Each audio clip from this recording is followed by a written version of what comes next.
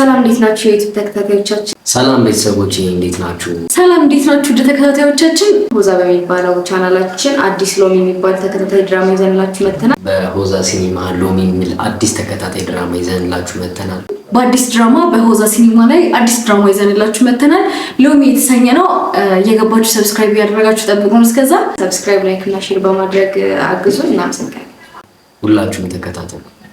ሎሚ በቃ ላውራ አንዴ ላውራ አንዴ ደስተኝ አንዴ ላውራ ነው። ኧረ በማርያም አንዴ ላውራ። በቃ ሰላም ቤተሰቦቼ እንዴት ናችሁ? ሁሉ ሰላም? ያው እንግዲህ አዲስ ተከታታይ ድራማ ይዘንላችሁ መተናል።